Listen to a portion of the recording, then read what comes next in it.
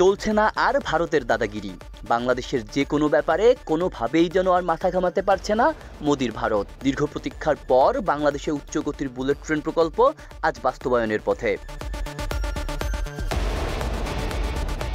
বিশ্বব্যাপী নোবেলজয়ী অর্থনীতিবিদ প্রধান উপদেষ্টা ডক্টর মোহাম্মদ ইউনূস আবারও নিয়ে আসছেন বড় চমক। এইবার তার নজর বাংলাদেশের রেল খাতে। তিনি নিয়ে আসছেন চীনের প্রযুক্তিতে নির্মিত বুলেট ট্রেন, যা বাংলাদেশ নয় তাক লাগিয়ে দেবে গোটা উপমহাদেশেই। ভারতের প্রধানমন্ত্রী নরেন্দ্র মোদী ও বাংলাদেশের সাবেক প্রধানমন্ত্রী শেখ হাসিনাও হয়তো এই উন্নয়ন উদ্যোগের দিকে আগ্রহ ভরে তাকিয়ে থাকবেন। প্রকল্প অনুযায়ী ঢাকা থেকে চট্টগ্রাম পর্যন্ত বুলেট ট্রেন মাত্র ৫৫ মিনিটে চলাচল করবে। ঘন্টায় ৩০০ কিলোমিটার গতির ট্রেন ঢাকা চট্টগ্রাম রুটের ৬টি স্টেশনে থামবে: ঢাকা, নারায়ণগঞ্জ, কুমিল্লা, ফেনী, পাহাড়তলী ও চট্টগ্রাম। প্রতিদিন হাজারো যাত্রী এ সুবিধা ভোগ করবেন। প্রকল্পের আওতায় শুধু রেল লাইনই নয়, প্রতিটি স্টেশন কেন্দ্রিক এলাকায় গড়ে তোলা হবে নতুন শিল্পাঞ্চল। এর মাধ্যমে কর্মসংস্থান হবে হাজারো মানুষের, তৈরি হবে নতুন ব্যবসায়িক সম্ভাবনা।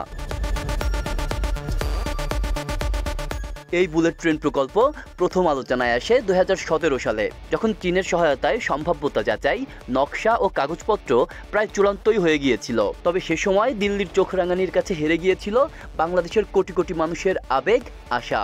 কারণ মোদি চাইলেন না বাংলাদেশে বুলেট ট্রেন আসুক, চাইলেন না বাংলাদেশের উন্নতি। থমকে গেল ২০ কোটি বাঙালির স্বপ্ন। তবে এবার একটি আন্তর্জাতিক কনসোর্টিয়ামের সঙ্গে যৌথভাবে কাজ করার পরিকল্পনা রয়েছে ইউনূস সরকারের।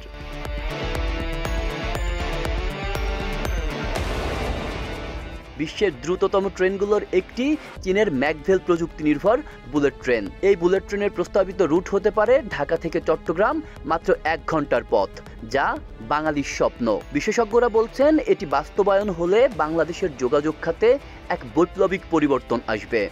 এশিয়ার অন্যান্য দেশের মতো আমরাও প্রবেশ করব হাই স্পিড রেলের যুগে। আব্দুল্লাহ রফসান জনি, ঢাকা প্রকাশ।